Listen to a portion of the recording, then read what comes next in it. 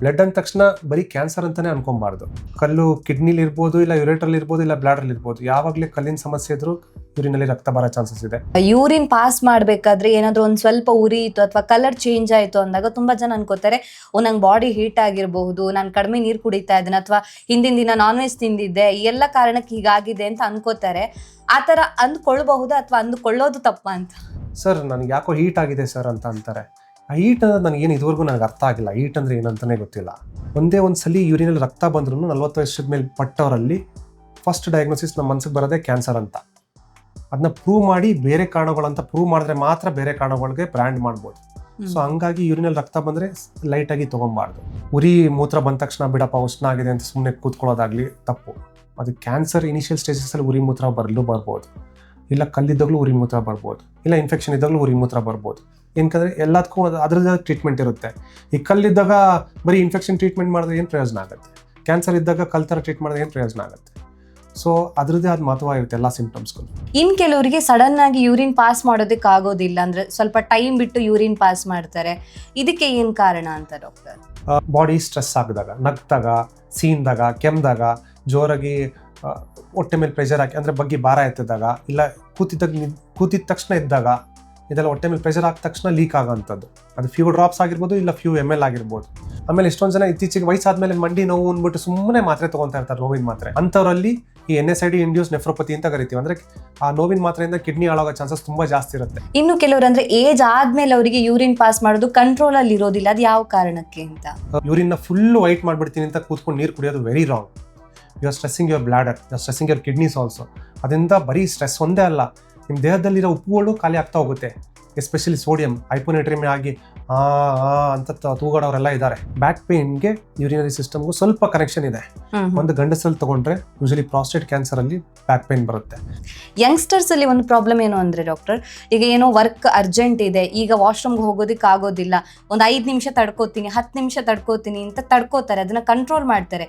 ಈ ತರ urine control ಮಾಡಿದ್ರೆ ಪ್ರಾಬ್ಲಮ್ ಆಗುತ್ತಾ ಅಂತ? ಜಾಸ್ತಿ ಹೊತ್ತು ತಡೆದಿಟ್ಕೊಳ್ಳೋದು ವೆರಿ ರಾಂಗ್. ಯಾಕಂದರೆ ಬ್ಲಾಡರ್ ಬಲೂನ್ ಇದ್ದಂಗೆ. ನಿಮಗೆ ನಾಲೆಡ್ಜ್ ಇಲ್ಲ ಅಂದರೆ ದಯವಿಟ್ಟು ಹೋಗ್ಬಿಟ್ಟು ಯಾರ ಹತ್ರ ನಾಲೆಡ್ಜ್ ಇದೆ ತಿಳ್ಕೊಂಡು ಬನ್ನಿ. ಗೂಗಲ್ ಮಾಡಿ ಸರ್ಚ್ ಮಾಡಿ ನೋಡೋದು ವೆರಿ ಡೇಂಜರಸ್. ನಾನು ಹೇಳ್ತೀನಿ ಕೇಳಿ, ಗೂಗಲಲ್ಲಿ ಎಲ್ಲ ಇದೆ, ನೀವು ಏನು ತೊಗೊಬೇಕಂತ ನಿಮ್ಗೆ ಗೊತ್ತಿಲ್ಲ. ಏನಕಂದ್ರೆ ಗೂಗಲಲ್ಲಿ ಹಾಕಿರೋದೇ ನಾವು ರಿಸರ್ಚ್ ಮಾಡಿ ಬಂದಿರೋ ಪೇಪರಲ್ಲೇ ಗೂಗಲಲ್ಲಿ ಇರೋದು. ಬಟ್ ನಿಮ್ಗೆ ಏನು ತೊಗೊಬೇಕು, ನಿಮ್ಗೆ ಏನು ಕಾಯಿಲೆ ಇದೆ, ಅದು ಕರೆಕ್ಟಾ ಇಲ್ವೋ ಅನ್ನೋದು ನಿಮ್ಗೆ ಗೊತ್ತಾಗಲ್ಲ.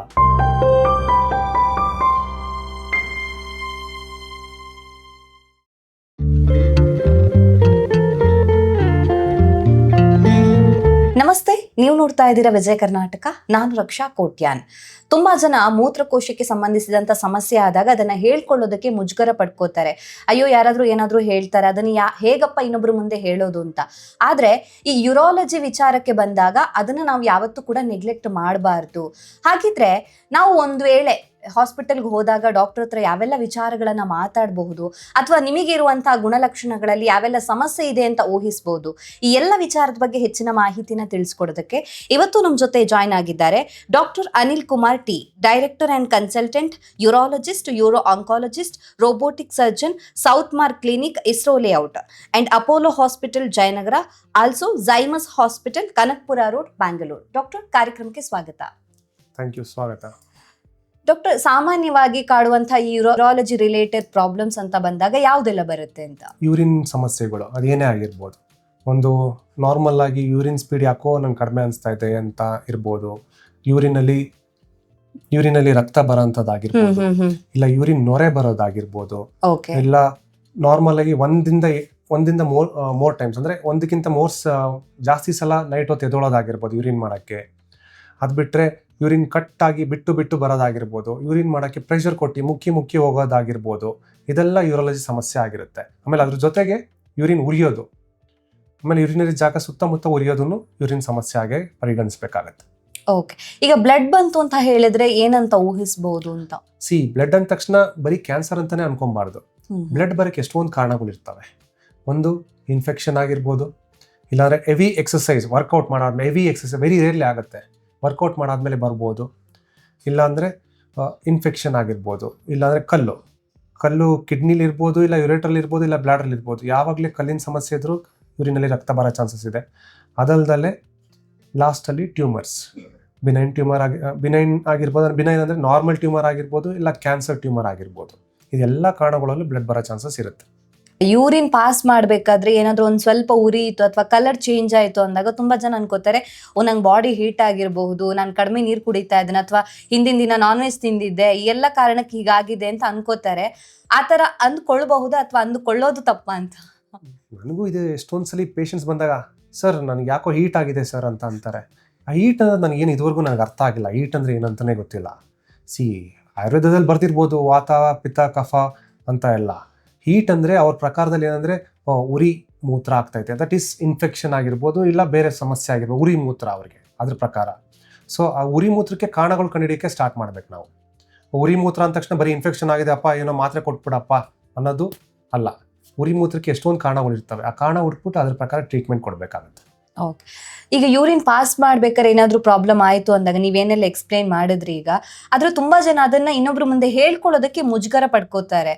ಸೊ ಇದ್ರ ಬಗ್ಗೆ ಏನು ಹೇಳ್ತೀರಾ? ಅಂದರೆ ಡಾಕ್ಟರ್ ಹತ್ರ ಎಲ್ಲ ವಿಷಯನೂ ಹೇಳ್ಕೊಳ್ಳೋ ಅಂಥದ್ದು ತುಂಬಾ ಇಂಪಾರ್ಟೆಂಟ್, ಹೆಲ್ತ್ ರಿಲೇಟೆಡ್. ಸೊ ಹೇಳ್ತಾರಲ್ಲ ಡಾಕ್ಟರ್ ಹತ್ರ ಲಾಯರ್ ಹತ್ರ ಎಲ್ಲ ಏನು ಮುಚ್ಚಿಡಬಾರ್ದು ಅಂತ. ಸೊ ಇದ್ರ ಬಗ್ಗೆ 100% ನಿಜ. ಫಸ್ಟ್ ಕ್ಲಿನಿಕ್ ಬಂದಾಗ ಫಸ್ಟ್ ಪೇಷಂಟ್ಸ್ ಮಾಡೋದೇನೆಂದರೆ ತಲೆ ಕೆಳಗಡೆ ಬಗ್ಸ್ಕೊಂಡ್ಬಿಟ್ಟು ಸ್ವಲ್ಪ ಹೊತ್ತು ಕೂತ್ಕೊಂಡಿರ್ತಾರೆ. ಅಪ್ಪ ಮನ್ಸು ಬಿಚ್ಚಿ ಮಾತಾಡ್ರಪ್ಪ ಅಂತ ಹೇಳ್ಬೇಕು. ಎಷ್ಟೊಂದು ಜನಕ್ಕೆ ಅಷ್ಟೊಂದು ಮುಜುಗರ ಇದೆ. ಡಾಕ್ಟರ್ ಹತ್ರ ಬರೋದೇ ನಿಮ್ಮ ತೊಂದರೆ ಹೇಳ್ಕೊಳ್ಳೋಕ್ಕೆ. ಮುಜುಗರ ಪಡೋದ್ರಿಂದ ನಿಮ್ಮ ಕಾಯಿಲೆ ಏನಿದೆ ಅಂತಲೂ ಗೊತ್ತಾಗಲ್ಲ, ಅದಕ್ಕೆ ಟ್ರೀಟ್ಮೆಂಟು ಆಗಲ್ಲ. ಮುಜುಗರ ಪಡೋದ್ರಿಂದ so problem can be solve ಅಂತ ನಾನು ಹೇಳಕ್ಕೆ ಬಯಸ್ತೇನೆ. ಡಾಕ್ಟರ್, ಈಗ ಯೂರಿನ್ ರಿಲೇಟೆಡ್ ಕೆಲವೊಂದಿಷ್ಟು ಸಿಂಪ್ಟಮ್ಸ್ ಅನ್ನ ಜನ ನಾರ್ಮಲ್ ಅಂತ ಅನ್ಕೊಂಡಿರ್ತಾರೆ, ಆದ್ರೆ ಯಾವಾಗ ಅದು ನಾರ್ಮಲ್ ಆಗಿರೋದಿಲ್ಲ, ಅದನ್ನ ನಾವು ಸೀರಿಯಸ್ ಆಗಿ ಕನ್ಸಿಡರ್ ಮಾಡಬೇಕಾಗುತ್ತೆ ಅಂತ. ನೀವು ಅವಾಗಲೇ ಹೇಳಿದ್ರಿ ರಕ್ತ ಎಷ್ಟೊಂದು ಜನ ಬಿಡು ಉಷ್ಣ ಆಗಿದೆ, ಹೀಟ್ ಆಗಿದೆ ಅಂತ ಅನ್ಕೊಂಡು ಸುಮ್ಮನೆ ಆಗ್ಬಿಡ್ತಾರೆ. ನೋ, ಅದಕ್ಕೆ ಅದರದ್ದೇ ಆದ ಕಾರಣಗಳಿದ್ದಾವೆ. ನಮ್ಮ ಇದರಲ್ಲಿ ಟೆಕ್ಸ್ಟ್ ಬುಕ್ಕಲ್ಲಿ ಬರೆದಿದೆ, 1 episode of gross hematuria more than 40 years of age should be taken seriously and its cancer always to be diagnosed until unless proved ಅಂತ. ಅಂದರೆ ಅರ್ಥ ಏನಂದರೆ, ಒಂದೇ ಒಂದು ಸಲ ಯೂರಿನಲ್ಲಿ ರಕ್ತ ಬಂದ್ರೂ 40 ವರ್ಷದ ಮೇಲೆ ಪಟ್ಟವರಲ್ಲಿ ಫಸ್ಟ್ ಡಯಾಗ್ನೋಸಿಸ್ ನಮ್ಮ ಮನಸ್ಸಿಗೆ ಬರೋದೇ ಕ್ಯಾನ್ಸರ್ ಅಂತ. ಅದನ್ನ ಪ್ರೂವ್ ಮಾಡಿ ಬೇರೆ ಕಾರಣಗಳಂತ ಪ್ರೂವ್ ಮಾಡಿದ್ರೆ ಮಾತ್ರ ಬೇರೆ ಕಾರಣಗಳಿಗೆ ಬ್ರ್ಯಾಂಡ್ ಮಾಡ್ಬೋದು. ಸೊ ಹಂಗಾಗಿ ಯೂರಿನಲ್ಲಿ ರಕ್ತ ಬಂದರೆ ಲೈಟಾಗಿ ತೊಗೊಬಾರ್ದು. ನೆಕ್ಸ್ಟ್, ಉರಿ ಮೂತ್ರ ಬಂದ ತಕ್ಷಣ ಬಿಡಪ್ಪ ಉಷ್ಣ ಆಗಿದೆ ಅಂತ ಸುಮ್ಮನೆ ಕೂತ್ಕೊಳ್ಳೋದಾಗಲಿ ತಪ್ಪು. ಅದು ಕ್ಯಾನ್ಸರ್ ಇನಿಷಿಯಲ್ ಸ್ಟೇಜಸಲ್ಲಿ ಉರಿ ಮೂತ್ರ ಬರ್ಬೋದು, ಇಲ್ಲ ಕಲ್ಲಿದ್ದಾಗಲೂ ಉರಿ ಮೂತ್ರ ಬರ್ಬೋದು, ಇಲ್ಲ ಇನ್ಫೆಕ್ಷನ್ ಇದ್ದಾಗಲೂ ಉರಿ ಮೂತ್ರ ಬರ್ಬೋದು. ಏನಕ್ಕಂದರೆ ಎಲ್ಲದಕ್ಕೂ ಅದರದ್ದು ಟ್ರೀಟ್ಮೆಂಟ್ ಇರುತ್ತೆ. ಈ ಕಲ್ಲಿದ್ದಾಗ ಬರೀ ಇನ್ಫೆಕ್ಷನ್ ಟ್ರೀಟ್ಮೆಂಟ್ ಮಾಡಿದ್ರೆ ಏನು ಪ್ರಯೋಜನ ಆಗುತ್ತೆ? ಕ್ಯಾನ್ಸರ್ ಇದ್ದಾಗ ಕಲ್ ಥರ ಟ್ರೀಟ್ ಮಾಡಿದ್ರೆ ಏನು ಪ್ರಯೋಜನ ಆಗುತ್ತೆ? ಸೊ ಅದರದ್ದೇ ಆದ ಮಹತ್ವ ಎಲ್ಲ ಸಿಂಪ್ಟಮ್ಸ್ಗಳು. ಯೂರಿನ್ ಕಲರ್ ಚೇಂಜ್ ಆಗುತ್ತಲ್ಲ ಸರ್, ಅಂದ್ರೆ ಕೆಲವೊಂದ್ಸಲ ಡಾರ್ಕ್ ಇರುತ್ತೆ, ಡಾರ್ಕ್ ಯೆಲ್ಲೋ ಇರುತ್ತೆ, ಅಥವಾ ಕೆಲವೊಂದ್ಸಲಿ ಲೈಟ್ ಆಗಿರುತ್ತೆ, ಪೇಲ್ ಕಲರ್ ಇರುತ್ತೆ. ಈ ತರ ಫ್ಲಕ್ಚುಯೇಟ್ ಆಗೋದಕ್ಕೆ ಕಾರಣ ಏನು ಅಂತ? ಯೂರಿನ್ ಕಲರ್ ಫ್ಲಕ್ಚುಯೇಟ್ ಆಗೋಕ್ಕೆ ಎಷ್ಟೊಂದು ಕಾರಣಗಳಿದಾವೆ. ಒಂದು ಹೈಡ್ರೇಷನ್ ಸ್ಟೇಟಸ್, ನೀವು ಎಷ್ಟು ನೀರಿನ ಥರ ಪದಾರ್ಥಗಳು ತೊಗೊಂಡಿದ್ದೀರಾ ಅಂತ, ದ್ರವಗಳು ತೊಗೊಂಡಿದ್ದೀರಾ ಅಂತ. ನಾರ್ಮಲ್ ಆಗಿ urine colour pale straw colour ಅಂತ ಕರಿತೀವಿ. ಅಂದರೆ ಒಂದು ಹುಲ್ಲಿನ ಕಡ್ಡಿ ಥರ ಕಲರ್ ಇರಬೇಕು. ಡಾರ್ಕ್ ಆಗಿದೆ ಅಂತ ಅಂದ್ಕೊಂಡ್ರೆ ಡಾರ್ಕ್ನೆಸ್ಸು ಡಿಫ್ರೆಂಟ್ ಆಗಿರುತ್ತೆ. ಒಂದು ಅರ್ಶನ ಆಗಿರ್ಬೋದು, ಇಲ್ಲಾಂದರೆ ಆರೆಂಜು, ಡಾರ್ಕ್ ಆರೆಂಜ್. ಅಂದರೆ ನೀವು ಎಷ್ಟು ಹೈಡ್ರೇಷನ್ ತೊಗೊಂಡಿದ್ರೆ ಅದ್ರ ಮೇಲೆ ಇದೆಲ್ಲ ಡಿಪೆಂಡ್ ಆಗುತ್ತೆ. ಸೊ ಆವಾಗ ನೀರಿಂದು ಅಭಾವ ಇದೆ ಅಂತ ಅರ್ಥ ನಿಮ್ಮ ಬಾಡಿಲಿ. ಆವಾಗ ನೀರು ಚೆನ್ನಾಗಿ ತೊಗೊಂಡ್ರೆ ಅದು ಇಂಪ್ರೂವ್ಮೆಂಟ್ ಆಗುತ್ತೆ, ಪೇಲ್ ಸ್ಟ್ರಾ ಕಲರ್ ಬರುತ್ತೆ. ಅದು ಬಿಟ್ಟರೆ ನೊರೆ ಬರೋದಾಗಲಿ, ನೊರೆ ಬರೋದು ಬಿಡೋನು ಮಾಮೂಲಿಯಾಗಿ ಏನೋ ಯೂರಿನ್ ಮಾಡಿದಾಗ ನೊರೆ ಬರುತ್ತೆ, ಇಲ್ಲ. ಒಂದೊಂದ್ಸಲಿ ನೊರೆ ಬಂದಾಗ ನಿಮ್ಮ ಯೂರಿನಲ್ಲಿ ಪ್ರೋಟೀನ್ ಹೋಗ್ತಾ ಇದೆಯಾ ಅಂತ ನೋಡ್ಬೇಕು. ಯಾಕಂದರೆ ಕಿಡ್ನಿ ಹಾಳಾಗೋಕ್ಕೆ ಅದೊಂದು ಫಸ್ಟ್ ಸಿಂಪ್ಟಮ್ ಆಗಿರ್ಬೋದು. ಆವಾಗಲೇ ಕಂಡಿಡ್ಕೊಂಡ್ರೆ ಅದ್ರ ಪ್ರಕಾರ ಟ್ರೀಟ್ಮೆಂಟ್ ಮಾಡಿದ್ರೆ ಕಿಡ್ನಿ ಹಾಳಾಗೋದನ್ನ ತಪ್ಪಿಸ್ಬೋದು. ಓಕೆ. ಸೊ ಹಾಗಾಗಿ ನೊರೆ ಬರೋದನ್ನ ಕೂಡ ಅಂದ್ರೆ ಅದನ್ನ ನೆಗ್ಲೆಕ್ಟ್ ಮಾಡಬಾರ್ದು, ಅವಾಯ್ಡ್ ಮಾಡಬಾರ್ದು. ಈಗ ಮುಂಚೆ ಎಲ್ಲ ಏನು ಬರ್ತಾ ಇಲ್ಲ, ಇತ್ತೀಚೆಗೆ ನೊರೆ ಬರ್ತಾ ಇದೆ ಅಂತ 100% ನೆಗ್ಲೆಕ್ಟ್ ಮಾಡಬಾರ್ದು. ಅದಲ್ದಲ್ಲೇ ಸ್ವಲ್ಪ ಎಷ್ಟೊಂದು ಹಣ್ಣುಗಳು, ಒಂದೊಂದ್ಸಲಿ ಬೀಟ್ರೂಟ್ ತಿನ್ನೋದ್ರಿಂದ, ಡ್ರ್ಯಾಗನ್ ಫ್ರೂಟ್ ತಿನ್ನೋದ್ರಿಂದ ಒಂದ್ಸಲಿ ಯೂರಿನ್ ಕಲರ್ ಸ್ವಲ್ಪ ಚೇಂಜ್ ಆಗ್ಬೋದು. ತುಂಬಾ ಗ್ರಾಸ್ ಆಗಿ ಚೇಂಜ್ ಆಗ್ಬೋದು. ಎಸ್, ಅದರಲ್ಲಿ ಪಿಗ್ಮೆಂಟ್ಸ್ ಅಂತ ಇರ್ತವೆ, ಹಂಗಾಗಿ ಸ್ವಲ್ಪ ಚೇಂಜ್ ಆಗ್ಬೋದು. ಅದು ಕಣ್ಣಿಗೆ ಕಾಣಿಸಲ್ಲ ಅಷ್ಟೊಂದು. ಬಟ್ ಬೀಟ್ರೂಟ್ ತಿಂದಿದೆ ಬಿಡು, ರಕ್ತ ಈಗ ಕಣ್ಣಿಗೆ ಕಾಣಿಸಂತ ರಕ್ತ ಬಂದಿದ್ದಾಗ ನೆನ್ನೆ ಬೀಟ್ರೂಟ್ ತಿಂದಿದೆ ಬಿಡು ಆ ಥರ ಎಲ್ಲ ಅನ್ಕೊಂಡು ಸುಮ್ಮನೆ ಇರಬಾರ್ದು. Okay okay. ಸೊ ಒಂದ್ ಸ್ವಲ್ಪ ಚೇಂಜಸ್ ಆಗುವಂತ ಚಾನ್ಸಸ್ ಮಿನಿಮಲ್, ಅಂದ್ರೆ ಕಂಡು ಕಾಣಿಸ್ತಿರೋಂತ ಕಲರ್ ಆಗ್ಬೋದು ಅಂತ ಅನ್ನಕ್ ಬಯಸ್ತೇನೆ. ಹಾಗಿದ್ರೆ ಈಗ ಯೂರಿನ್ ಕಲರ್ ಅಲ್ಲಿ ಏನಾದ್ರು ಚೇಂಜ್ ಆಯ್ತು ಅಂದಾಗ ಏನು ಅಂದ್ರೆ ಹೈಡ್ರೇಷನ್ ಒಂದೇ ಮ್ಯಾಟರ್ ಆಗುತ್ತೆ? ಹೈಡ್ರೇಷನ್ ಒಂದೇ ಆಗಲ್ಲ, ಜೊತೆಗೆ ನಾನು ಬರೀ ಹೈಡ್ರೇಷನ್ ಬಗ್ಗೆ ಹೈಡ್ರೇಷನ್ ಬಂದಾಗ ಈ ಪೇಲ್ ಸ್ಟ್ರಾ ಕಲರ್, ಹೈಡ್ರೇಷನ್ ಅಂದ್ರೆ ನೀರಿನ ಅಂಶ ಕಡಿಮೆ ಇದ್ದಾಗ ಪೇಲ್ ಸ್ಟ್ರಾ ಕಲರ್ ಇಂದ ನೆಕ್ಸ್ಟ್ ಯೆಲ್ಲೋ ಕಲರ್ ಆಗುತ್ತೆ. ಅದು ಬಿಟ್ಟರೆ ನೆಕ್ಸ್ಟು ಆರೆಂಜ್ ಆಗುತ್ತೆ, ಇಲ್ಲ ಡಾರ್ಕ್ ಆರೆಂಜ್ ಆಗುತ್ತೆ. ಈ ಹೈಡ್ರೇಷನ್ ಸ್ಟೇಟಸ್ ಮೇಲೆ ಇದು ಕಲರ್ ಆಗುತ್ತೆ. ಅದು ಬಿಟ್ಟರೆ ಬೇರೆ ಕಲರ್ಗಳು ಬರುತ್ತೆ ಯೂರಿನ್. ಇನ್ಫೆಕ್ಷನ್ ಇದ್ದಾಗ ಬ್ಲೂ ಕಲರ್ ಯೂರಿನ್ ಆಗುತ್ತೆ, ಇಲ್ಲಾಂದ್ರೆ ಆಂಥ್ರೋಸಿಯಾನಿನ್ಸ್ ತಿಂದಾಗ, ಬೀಟ್ರೂಟ್ ತಿಂದಾಗ ಸ್ವಲ್ಪ ಬ್ಲಡ್ ತರ ಯೂರಿನ್, ಪಿಂಕ್ ಯೂರಿನ್, ಇಲ್ಲ ಸ್ವಲ್ಪ ಪರ್ಪಲ್ ಯೂರಿನ್, ಇದು ಇತ್ತೀಚೆಗೆ ಡ್ರ್ಯಾಗನ್ ಫ್ರೂಟ್ ತಿಂದಾಗ ಈ ತರ ಎಲ್ಲ ಆಗ್ಬೋದು. Okay, so one of the reason ಅಂದ್ರೆ ನಾವು ನೀರ್ ಕಡಿಮೆ ಕುಡಿಯೋದು ಕೂಡ ಕಾರಣ ಆಗಿರುತ್ತೆ. 100% ನೀರು ಕಡಿಮೆ ಕುಡಿಯೋದು one of the reasons for change of urine colour. ಇನ್ ಕೆಲವರು ರಾತ್ರಿ ಹೊತ್ತು ಯೂರಿನ್ ಪಾಸ್ ಮಾಡೋದಕ್ಕೆ ಪದೇ ಪದೇ ಎದ್ದೇಳ್ತಾರೆ. ಕೆಲವರು ಅನ್ಕೋತಾರೆ ಜಾಸ್ತಿ ಯೂರಿನ್ ಪಾಸ್ ಮಾಡಿದ್ರೆ ನಿಮ್ಗೆ ಶುಗರ್ ಇದೆಯಾ ಅಂತ ಕೇಳೋರು ತುಂಬಾ ಜನ ಇರ್ತಾರೆ. ಇದ್ರ ಬಗ್ಗೆ ಏನ್ ಹೇಳ್ತೀರಾ? ಎಷ್ಟೊಂದು ಜನ ಹಂಗೆ ಅನ್ಕೊಳ್ಳೋದು, ನೈಟ್ ಹೊತ್ತು ಎದೊಳ್ತಾ ಇದ್ರೆ first urine blood test, urine ಇಲ್ಲ ಬ್ಲಡ್ ಶುಗರ್ ಚೆಕ್ ಮಾಡ್ಸಪ್ಪ ಅಂತ. ಸೊ ಅದು ನಿಜಾನೇ, ಫಸ್ಟ್ ಬ್ಲಡ್ ಟೆಸ್ಟ್ ಮಾಡ್ತೀವಿ ನಮ್ಮ ಹತ್ರ ಬಂದಾಗ. ಬಟ್ ಶುಗರ್ ಒಂದೇ ಕಾರಣ ಆಗಿರ್ಲಿಕ್ಕಿಲ್ಲ. ಎಷ್ಟೊಂದು ಜನ ವಯಸ್ಸಾದ್ಮೇಲೆ ಎಲ್ಲರಿಗೂ ಯೂರಿನ್ ಸಮಸ್ಯೆ ಇರುತ್ತೆ ಬಿಡು, ನನಗೂ ಸಮಸ್ಯೆ ಆಗ್ತಾ ಇದೆ ಅಂತ ಅನ್ಕೊಂಡು, ಮಿನಿಮಲ್ ಸಮಸ್ಯೆ ಆಗ್ತಾ ಇದೆ ಅಂತ ಅನ್ಕೊಂಡು ಸುಮ್ಮನೆ ಕೂತ್ಕೊಳ್ಳೋದು ಒಳ್ಳೇದಲ್ಲ. ಯಾಕಂದರೆ ಅದು ಏನು ಬೇಕೋ ಆಗಿರ್ಬೋದು, ಅದು ನಾರ್ಮಲ್ ಪ್ರಾಸ್ಟೇಟ್ ಎನ್ಲಾರ್ಜ್ಮೆಂಟ್ ಆಗಿರ್ಬೋದು, ಇಲ್ಲ ಯೂರಿನ್ ಪ್ಯಾಸೇಜಲ್ಲಿ ಬ್ಲಾಕ್ ಇರೋದ್ರಲ್ಲಾಗಿರ್ಬೋದು, ಸ್ಟ್ರಿಕ್ಚರ್ ಅಂತ ಕರಿತೀವಿ, ಇಲ್ಲಾಂದರೆ ಯೂರಿನ್ ಇನ್ಫೆಕ್ಷನ್ ಆಗಿರ್ಬೋದು, ಏನು ಬೇಕೋ ಆಗಿರ್ಬೋದು. ಸೊ ಸ್ವಲ್ಪ ಯೂರಿನರಿ ಸಿಂಪ್ಟಮ್ಸ್ ಏನೇ ಇದ್ರು ನಿಮಗೆ ಗೊತ್ತಾಗ್ತಾ ಇಲ್ಲ ಅಂದರೆ, ನಿಮಗೆ ಅದ್ರ ಬಗ್ಗೆ ನಾಲೆಡ್ಜ್ ಇಲ್ಲ ಅಂದರೆ ಬಂದು ಇಲ್ಲ ಹೋಗಿ ನಿಮ್ಮ ಯೂರಾಲಜಿಸ್ಟ್ ಇಲ್ಲ ಯೂರೋ ಆಂಕಾಲಜಿಸ್ಟ್ ಹತ್ರ ತೋರಿಸ್ಕೊಳ್ಳೋದು ತುಂಬ ಒಳ್ಳೆಯದು ಅಂತ ಹೇಳ್ತೇನೆ. ಓಕೆ, ಇನ್ ಕೆಲವರಿಗೆ ಸಡನ್ ಆಗಿ ಯೂರಿನ್ ಪಾಸ್ ಮಾಡೋದಕ್ಕೆ ಆಗೋದಿಲ್ಲ, ಅಂದ್ರೆ ಸ್ವಲ್ಪ ಟೈಮ್ ಬಿಟ್ಟು ಯೂರಿನ್ ಪಾಸ್ ಮಾಡ್ತಾರೆ. ಇದಕ್ಕೆ ಏನ್ ಕಾರಣ ಅಂತ ಡಾಕ್ಟರ್? ಇದಕ್ಕೆ ಏನ್ ಬೇಕೋ ಕಾರಣ ಆಗಿರ್ಬೋದು. ಅವರವ್ರ ಅಂತಂತ ವಯಸ್ಸಲ್ಲಿ ಆ ಕಾರಣಗಳನ್ನ ಹುಡುಕ್ಬೇಕಾಗುತ್ತೆ. ಈಗ ಚಿಕ್ಕ ವಯಸ್ಸಲ್ಲಾದ್ರೆ ಟಾಯ್ಲೆಟ್ ಟ್ರೈನಿಂಗ್ ಸರಿಯಾಗಿಲ್ಲ ಅಂದ್ರೆ, ಚಿಕ್ಕ ವಯಸ್ಸಲ್ಲಿ ಯೂಶಲಿ ಟಾಯ್ಲೆಟ್ ಟ್ರೈನಿಂಗ್ ಸ್ಟಾರ್ಟ್ ಮಾಡ್ತೀವಿ ಮಕ್ಕಳಿಗೆ. 2 ವರ್ಷ ಇದ್ದಾಗಲೇ ಕೂತ್ಕೊಳ್ಳಪ್ಪ, ಯೂರಿನ್ ಮಾಡಪ್ಪ, ಬಂದಿಲ್ಲ ಅಂದ್ರೆ 3-4 ಗಂಟೆಗೆ ಕೂರಿಸ್ಬಿಟ್ಟು ಯೂರಿನ್ ಮಾಡಿಸ್ತೀವಿ. ಅದು ಟಾಯ್ಲೆಟ್ ಟ್ರೈನಿಂಗ್ ಅಲ್ಲಿಂದ ಸ್ಟಾರ್ಟ್ ಆಗೋದು. ಸರಿ ಟಾಯ್ಲೆಟ್ ಟ್ರೈನಿಂಗ್ ಆಗಿಲ್ಲ ಅಂದ್ರೆ delay in the initiation of urine, ಅಂದ್ರೆ ನಿಧಾನಕ್ಕೆ ಯೂರಿನ್ ಸ್ಟಾರ್ಟ್ ಮಾಡೋದು, ಸ್ವಲ್ಪ ವೇಟ್ ಮಾಡಿ. ಇಲ್ಲಾಂದ್ರೆ ಮೋಷನ್ ಗಟ್ಟಿ, ಕಾನ್ಸ್ಟಿಪೇಷನ್ಗೂ ಮತ್ತೆ ಯೂರಿನ್ಗೂ ತುಂಬಾ ಕನೆಕ್ಷನ್ ಇದೆ, ಯಾವ ವಯಸ್ಸಲ್ಲೇ ಆಗ್ಲಿ. ಕಾನ್ಸ್ಟಿಪೇಷನ್ ಇರೋರಿಗೆ ಯೂರಿನರಿ ಸಿಂಪ್ಟಮ್ಸ್ ತುಂಬಾ ಜಾಸ್ತಿ ಇರುತ್ತೆ. ರಿಕರೆಂಟ್ ಯೂರಿನರಿ ಇನ್ಫೆಕ್ಷನ್ ಅಂದ್ರೆ ಪದೇ ಯೂರಿನ್ ಇನ್ಫೆಕ್ಷನ್ ಆಗೋ ಚಾನ್ಸಸ್ ಜಾಸ್ತಿ ಇರುತ್ತೆ, ಎಸ್ಪೆಷಲಿ ಫೀಮೇಲ್ಸ್ ಅಲ್ಲಿ. ಅದು ಬಿಟ್ರೆ ನೆಕ್ಸ್ಟ್ ವಯಸ್ಸಾದಾಗ ಹೆಂಗ್ ಮೇಲ್ಸ್ ಅಲ್ಲಿ ಒಂದು 10ರಿಂದ 30 ವಯಸ್ಸಲ್ಲಿ ಬ್ಲಾಡರ್ ನೆಕ್ ಹೈಪರ್ಟ್ರೋಫಿ ಅಂತ ಕರಿತೀವಿ. ಅಂದ್ರೆ ಬ್ಲಾಡರ್ ಕುತ್ತಿಗೆ ತನಗೆ ದಪ್ಪ ಆಗಿರುತ್ತೆ. ಆ ಯೂರಿನ್ ಪ್ಯಾಸೇಜ್ ಮಾಡೋದು, ಸ್ವಲ್ಪ ಯೂರಿನ್ ಪಾಸ್ ಆಗೋದು ಸ್ವಲ್ಪ ಕಷ್ಟ ಆಗಿರುತ್ತೆ ಅವರಲ್ಲಿ. ಪದೇ ಯೂರಿನ್ಗೆ ಹೋಗೋದಾಗ್ಲಿ, ಇಲ್ಲ ಮುಕ್ಕಿ ಹೋಗೋದಾಗ್ಲಿ, ಇಲ್ಲ ಯೂರಿನ್ ಉರಿಯೋದಾಗ್ಲಿ, ಈ ತರ ಕಾರಣಗಳಿರುತ್ತೆ. ಆಮೇಲೆ ಫೀಮೇಲ್ಸಲ್ಲಿ ಯಾವುದೇ ಏಜಲ್ಲಿ ತೊಗೊಂಡ್ರು ಇನ್ಫೆಕ್ಷನ್ ಆಗೋ ಚಾನ್ಸಸ್ ಜಾಸ್ತಿ ಇರುತ್ತೆ. ಸೊ ಇನ್ಫೆಕ್ಷನ್ ಮೈಲ್ಡ್ ಆಗಿದ್ರೆ ಪದೇ ಹೋಗೋದಾಗ್ಲಿ, ಅರ್ಜೆಂಟಾಗಿ ಒಂದು ಸ್ವಲ್ಪನೇ ಡ್ರಾಪ್ಸ್ ಬರೋದಾಗ್ಲಿ ಆಗಿರ್ಬೋದು, ಇಲ್ಲಾಂದರೆ ಜ್ವರ ಬರೋದಾಗಿರ್ಬೋದು, ಇಲ್ಲ ತುಂಬ ಸಿವಿಯರ್ ಇನ್ಫೆಕ್ಷನ್ ಆದರೆ ಯೂರಿನಲ್ಲಿ ರಕ್ತ ಬರೋ ಚಾನ್ಸಸ್ಸು ಜಾಸ್ತಿ ಇರುತ್ತೆ. ಸೊ ಬಿಟ್ಟು ಯೂರಿನ್ ಪಾಸ್ ಆಗೋದಕ್ಕೆ ಇದು ಕಾರಣ ಆಗಿರುತ್ತೆ. ಎಸ್, ಬಿಟ್ಟು ಯೂರಿನ್ ಪಾಸ್ ಆಗಿರೋದಕ್ಕೆ ಈಗೆಲ್ಲ ಹೇಳಿದ್ನಲ್ಲ, ವಯಸ್ಸು ಪ್ರಕಾರ, ಸೆಕ್ಸ್ ಪ್ರಕಾರ, ಏಜ್ ಪ್ರಕಾರ ಅದೇ ಕಾಸಸ್ ಇರುತ್ತೆ. ಬರೀ ಪ್ರಾಸ್ಟೇಟ್ ಒಂದೇ ಕಾರಣ ಅಂತ ಅನ್ಕೊಳ್ಳೋದು ತಪ್ಪು. ಸೊ ಬೇರೆ ಕಾರಣಗಳು ಇರುತ್ತೆ. ಅದೇ ಇನ್ಫೆಕ್ಷನ್ ಆಗಿರ್ಬೋದು, ಪ್ರಾಸ್ಟೇಟ್ ಆಗಿರ್ಬೋದು, ಇಲ್ಲ ಕಲ್ಲಾಗಿರ್ಬೋದು, ಇಲ್ಲಾಂದ್ರೆ ನಾನು ಹೇಳ್ದಂಗೆ ಟಾಯ್ಲೆಟ್ ಟ್ರೈನಿಂಗ್ ಸರಿಯಾಗ್ದಿಲ್ಲ ಆಗಿರ್ಬೋದು, ಇಲ್ಲ ಕಾನ್ಸ್ಟಿಪೇಷನ್, ಕಕ್ಕಸ್ ಗಟ್ಟಿ ಆಗದಿರೋದು, ಡೈಲಿ ಕಕ್ಕಸ್ ಪಾಸ್ ಮಾಡದೇ ಇರೋದು, ಇದೆಲ್ಲ ಕಾರಣಗಳಾಗಿರ್ತಾವೆ. ಓಕೆ, ಈಗ ಕೆಲವರಿಗೆ ಏನಾಗುತ್ತೆ ಅಂತ ಹೇಳಿದ್ರೆ, ಜೋರಾಗಿ ಮಾತಾಡ್ಬೇಕಾದ್ರೆ, ನಗಾಡ್ಬೇಕಾದ್ರೆ ಅಥವಾ ಕೆಮ್ಬೇಕಾದ್ರೆ ಸಡನ್ ಆಗಿ ಒಂದು ಸ್ವಲ್ಪ ಯೂರಿನ್ ಪಾಸ್ ಆಗುತ್ತೆ. ಸ್ಪೆಷಲಿ ಮಹಿಳೆಯರಲ್ಲೂ ಕೂಡ ಇದಾಗುವಂಥ ಚಾನ್ಸಸ್ ಜಾಸ್ತಿ ಇರುತ್ತೆ. ಇದನ್ನ ನಾವು ನಾರ್ಮಲ್ ಅಂತ ಅನ್ಕೋಬಹುದು. ಅಂದ್ರೆ ನಾವು ಫೋರ್ಸ್ ಅಂದ್ರೆ ಹೊಟ್ಟೆಲಿ ಒಂದು ರೀತಿ ಫೋರ್ಸ್ ಬರುತ್ತೆ, ಅದಕ್ಕೆ ಆ ರೀತಿ ಅಂತ ನಾರ್ಮಲ್ ಅಂತ ಅನ್ಕೋಬಹುದು, ಅಥವಾ ಏನೋ ಪ್ರಾಬ್ಲಮ್ ಇದೆ ಅಂತ ಯೋಚನೆ ಮಾಡ್ಬೇಕಾ ಅಂತ? ಹೇಗೆ? ಎಸ್, ನೀವು ಹೇಳಿದ್ದು ಅದನ್ನ ಸ್ಟ್ರೆಸ್ ಯೂರಿನರಿ ಇನ್ಕಾಂಟಿನೆನ್ಸ್ ಅಂತ ಕರಿತೀವಿ. ಸ್ಟ್ರೆಸ್ ಅಂದರೆ ಬಾಡಿ ಸ್ಟ್ರೆಸ್ ಆಗಿದಾಗ, ನಗ್ದಾಗ, ಸೀನ್ದಾಗ, ಕೆಮ್ದಾಗ, ಜೋರಾಗಿ ಹೊಟ್ಟೆ ಮೇಲೆ ಪ್ರೆಷರ್ ಹಾಕಿ ಅಂದರೆ ಬಗ್ಗೆ ಭಾರ ಎತ್ತಿದಾಗ, ಇಲ್ಲ ಕೂತಿದ ತಕ್ಷಣ ಎದ್ದಾಗ, ಇದೆಲ್ಲ ಹೊಟ್ಟೆ ಮೇಲೆ ಪ್ರೆಷರ್ ಹಾಕಿದ ತಕ್ಷಣ ಲೀಕ್ ಆಗೋಂಥದ್ದು. ಅದು ಫ್ಯೂ ಡ್ರಾಪ್ಸ್ ಆಗಿರ್ಬೋದು, ಇಲ್ಲ ಫ್ಯೂ ml ಆಗಿರ್ಬೋದು. ಮೋಸ್ಟ್ ಕಾಮನ್ ಫೀಮೇಲ್ಸಲ್ಲಿ ಆಗುತ್ತೆ. ಯಾಕಂದರೆ ಫೀಮೇಲ್ ಇರೋ ಹತ್ರ is very small, around 4 centimetre. ಅಂದರೆ ಕಂಟ್ರೋಲ್ ಮೆಕ್ಯಾನಿಸಮ್, ಸ್ಪ್ರಿಂಕ್ಟರ್ ಅನ್ನೋದು ಫುಲ್ ಕವರ್ ಮಾಡಲ್ಲ, ಮಿಡ್ ಯುರತ್ರದಲ್ಲಿ ಮಾತ್ರ ಜಾಸ್ತಿ ಇರುತ್ತೆ, ಅಂದರೆ ಮಧ್ಯ ಭಾಗದಲ್ಲಿ ಯುರತ್ರದಲ್ಲಿ.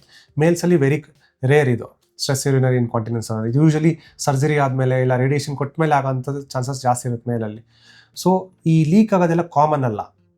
ಎಸ್ಪೆಷಲಿ ಇದೊಂದು ಸೋಷಲ್ ಏನಂತಾರೆ, socially they will be backwards, ಯಾರ ಜೊತೆನೂ ಮಿಂಗಲ್ ಆಗಲ್ಲ, ಹೊರಗಡೆ ಬರಲ್ಲ, ಈ ಥರ ಸಿಂಪ್ಟಮ್ಸ್ ಇರೋರು ಅಂಥವ್ರು ಬಂದು ತೋರಿಸ್ಕೊಬೇಕು. ಅದಕ್ಕೆ ಕಾರಣಗಳು ಎಷ್ಟೊಂದು ಇರ್ತವೆ. ಒಂದು ಇನ್ಫೆಕ್ಷನ್ ಆಗಿರ್ಬೋದು, ಎಸ್ಪೆಷಲಿ ಈ ಪ್ರೆಗ್ನೆನ್ಸಿ ಆದಮೇಲೆ ಎಷ್ಟೊಂದು ಜನಕ್ಕೆ ಈ ಥರ ಆಗುತ್ತೆ. ಯಾಕಂದರೆ ನಾರ್ಮಲ್ ಪ್ರೆಗ್ನೆನ್ಸಿ ಆದಾಗ ಯೂಶಲಿ ಅಲ್ಲಿ ಎಪಿಸಿಯೋಟಮಿ ಕಟ್ ಮಾಡೋದುಂಟು, ಮಗು ಹೊರಗಡೆ ಬರಬೇಕಂದ್ರೆ. ಆವಾಗ ಮಸಲ್ ಲೂಸ್ ಆಗಿರುತ್ತೆ. ಇಲ್ಲಾಂದರೆ ನಾರ್ಮಲ್ ಎಪಿಸಿಯೋಟಮಿ ಕೊಟ್ಟಿಲ್ಲ ಅಂದಾಗ್ಲೂ ಮಗು ಹೊರಗಡೆ ಬರ್ಬೇಕಂದ್ರೆ ಕೆಳಗಡೆ ಪೆಲ್ವಿಕ್ ಮಸಲ್ಸ್ ಲೂಸ್ ಆಗಿರುತ್ತೆ, ಅದು ಆ ಟೋನ್ ವಾಪಸ್ ಬರೋಕ್ಕೆ ಸ್ವಲ್ಪ ಟೈಮ್ ತಗೊಳುತ್ತೆ. ಅಂಥ ಅಂಥ ಕೇಸಸ್ಸಲ್ಲಿ ಈ ಥರ ಯೂರಿನ್ ಲೀಕ್ ಆಗೋ ಚಾನ್ಸಸ್ಸು ಉಂಟು. ಅದು ಬಿಟ್ಟರೆ ಮಲ್ಟಿಪಲ್ ಪ್ರೆಗ್ನೆನ್ಸೀಸ್, ಪದೇ ಒಂದು 3-4 ಜನ ನಾರ್ಮಲ್ ಡೆಲಿವರಿ ಆಗಿರೋರಲ್ಲಿ ಸ್ಟ್ರೆಸ್ ಯೂರಿನರಿ ಇನ್ಕಾಂಟಿನೆನ್ಸ್ ಉಂಟು. ಸೊ ಇದೆಲ್ಲದಕ್ಕೂ ಏನೇನು ಕಾರಣ ಆಗಿದೆ ಅಂತ ತಿಳ್ಕೊಂಡು ಇನ್ಫೆಕ್ಷನ್ ಆಗಿದೆಯಾ ಇಲ್ಲ ನಾರ್ಮಲ್ ಆಗಿ ಟೋನ್ ಕಡಿಮೆ ಆಗಿದೆಯಾ ಅಂತ ಅಂದ್ಕೊಂಡು ಅದ್ರ ಪ್ರಕಾರ ಟ್ರೀಟ್ಮೆಂಟ್ ಕೊಡಬೇಕಾಗುತ್ತೆ. ಓಕೆ ಡಾಕ್ಟರ್, ಆಗಲೇ ಹೇಳಿದ್ರೆ ನೀವು ಕಾನ್ಸ್ಟಿಪೇಷನ್ ಹಾಗೇನೆ ಯೂರಿನ್ ಪ್ರಾಬ್ಲಮ್ಗೆ ತುಂಬ ಕ್ಲೋಸ್ಡ್ ಕನೆಕ್ಷನ್ ಇದೆ ಅಂತ. ಸೊ ಯಾವ ರೀತಿಯಾಗಿ ಅಂತ ಮೇಡಮ್, ಈಗ ಫೀಮೇಲ್ಸ್ ತೊಗೊಂಡ್ರೆ ಹಾ. ಕಾನ್ಸ್ಟಿಪೇಷನ್ ಯಾಕೆ, ಈಗ ಯೂರಿನ್ ಪ್ಯಾಸೇಜ್ ಆಗಿರ್ಬೋದು, ಇಲ್ಲ ನಾರ್ಮಲ್ ಯೋನಿ ಜಾಗ ಆಗಿರ್ಬೋದು, ಇಲ್ಲ ಅದ್ರ ಕೆಳಗಡೆ ಕಕ್ಕಸ್ ಜಾಗ ಆಗಿರ್ಬೋದು, ಅಂದರೆ ಗುದದ್ವಾರ ಆಗಿರ್ಬೋದು, ಈ ಮೂರೂ ಒಂದು ಕೆಳಗಡೆ ಒಂದು ಇದ್ದೇ ಇರುತ್ತೆ. ಅದ್ರ ಸುತ್ತಮುತ್ತ ಇರೋ ಮಸಲ್ಸ್ ಎಲ್ಲ ಒಂದೇ ಗ್ರೂಪ್ ಆಫ್ ಮಸಲ್ಸ್, ಅಂದರೆ ಆ ಮಸಲ್ ಎಲ್ಲ ಒಂದೇ ಗ್ರೂಪ್.